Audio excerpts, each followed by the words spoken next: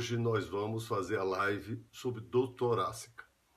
Essa aí é que está mais fácil, porque eu já fiz um vídeo, ontem várias pessoas já fizeram várias perguntas e nós vamos entrar já para esclarecer. Eu voltei nesse tema porque as pessoas pensam, quando a gente fala dor torácica, mesmo eu como médico, achei que não fosse tão importante para as pessoas, mas eu não conheço uma pessoa que não diga, olha, o meu amigo tem uma pessoa, tem um parente que teve uma morte súbita.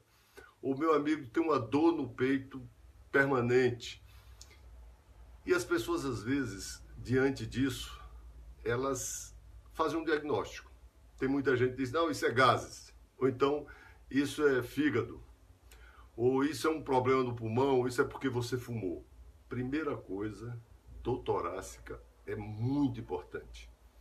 Eu dei um dado no vídeo que eu vou repetir, que nos Estados Unidos, que tem um sistema de saúde muito mais desenvolvido do que o Brasil, apesar do nosso SUS aqui ser melhor do que o atendimento aos pobres que eles dão lá, mas isso é outra discussão, lá 40 mil pessoas por ano são dispensadas do serviço de saúde com pessoas que estão ou com infarto de miocárdio ou com uma angina importante e que não é feito o diagnóstico.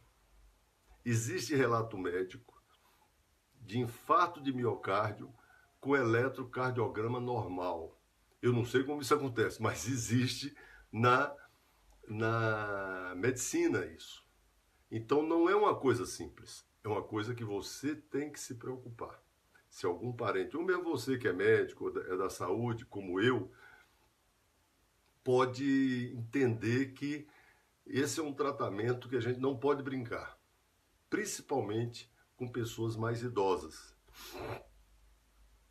Bem, gente, eu vou, só para completar o vídeo, eu vou falar de uma questão somente antes de responder a pergunta. Essa dor no peito. O que é importante as pessoas saberem? Porque 2/3 das pessoas que chegam no serviço de saúde com uma dor no peito, ou uma dor importante no peito, sentindo uma dor forte, elas são dispensadas. Porque não precisa internação, porque não é uma angina pectoris, como o termo, que é o termo que os médicos usam. Eu diria o seguinte, existem 4 situações para fazer um diagnóstico diferencial. Não estou dizendo isso para vocês fazerem o diagnóstico. Dor no peito tem que levar no médico, mesmo porque é a clínica que vai resolver. Eu dei o exemplo do eletrocardiograma. Então, tem uma dor que você diz que ela é definitivamente anginosa.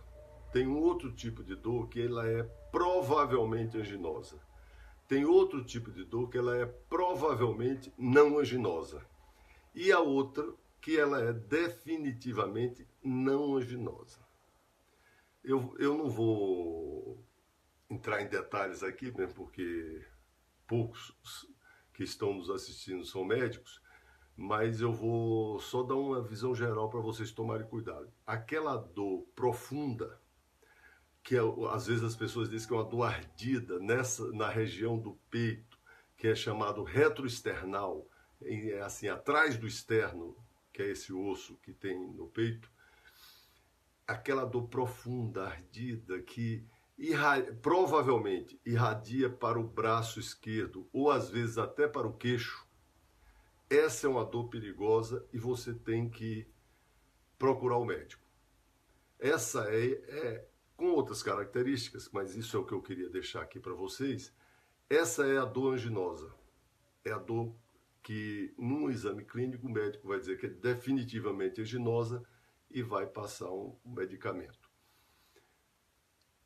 Aí as outras variam dessas características. Aquelas que têm parte dessas características, mas não é bem assim, ela é provavelmente anginosa. Aquela que não tem essas características, é uma dor diferente, a pessoa não refere só que é uma dor do peito, assim, com angústia, um mal-estar, isso provavelmente não é anginoso, e aquelas com característica completamente diferente não são anginosas. Eu sei que é difícil das pessoas entenderem, mas vamos fixar somente na dor provavelmente anginosa. É a dor ardida, atrás do osso, profunda, que tem irradiação para o braço ou para o queixo, e que ela, se a pessoa descansa, ela dura pouco, ela passa. Então, no fato dela passar rápido, com 5 minutos, 10 minutos, não quer dizer que ela não é perigosa. Essa que é a perigosa,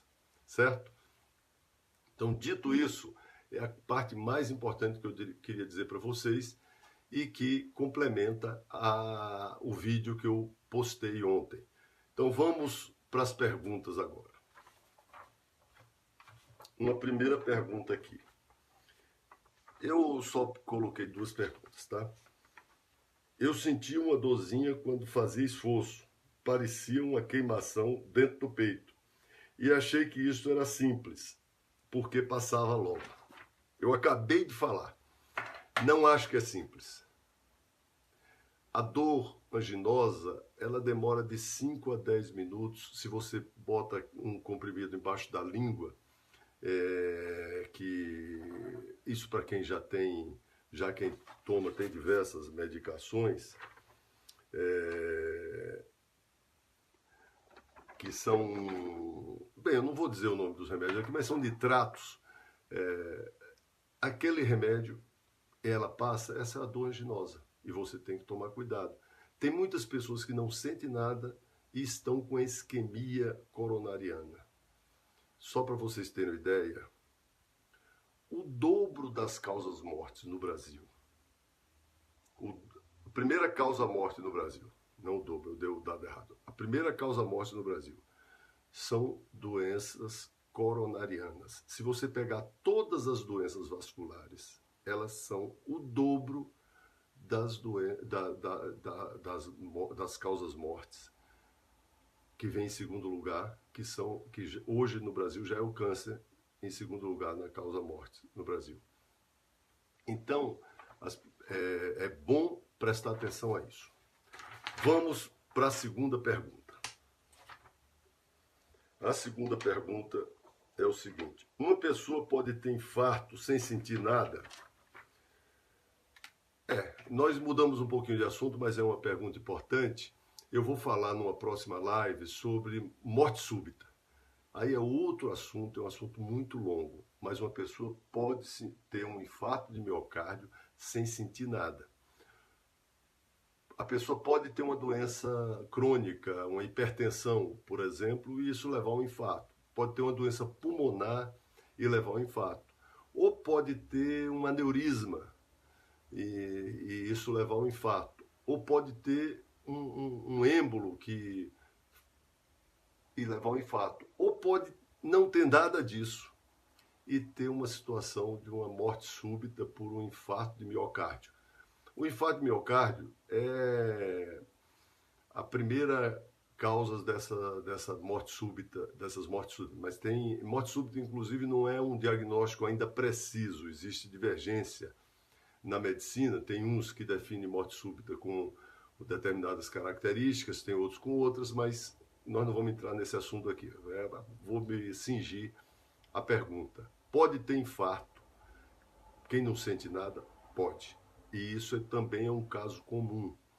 Eu quero, inclusive, me solidarizar com um amigo meu que está nos assistindo agora, eu estou vendo que ele está nos assistindo, que teve um caso do filho, né, há uns 2 ou 3 meses, nessa situação, que teve um infarto e era um rapaz médico, andando, que foi um caso bastante doído, doloroso, e quem já perdeu um ente querido sabe o que isso significa para as pessoas. Então, respondendo a pergunta, pode, e aproveito para mais uma vez me solidarizar com esse amigo meu, que não é o caso da gente falar o nome aqui. Então, gente, vamos encerrar nossa live de hoje. Eu estou satisfeito com a evolução que a gente está dando. Eu acho que essa de postar um vídeo antes sobre o tema facilita as pessoas fazerem perguntas. Eu tenho uma quantidade de perguntas que eu não vou conseguir responder, tenho uma quantidade de temas que eu não vou conseguir atender, mas acho que a gente está no caminho certo. E, como eu disse, para mim é gratificante passar para as pessoas um pouco do conhecimento que eu aprendi na medicina e que acho que cada profissional poderia fazer isso, independente dos seus interesses políticos, econômicos, financeiros, pessoais. Isso é uma coisa que a gente pode fazer para essa sociedade que o desenvolvimento dos meios de comunicação hoje nos permite.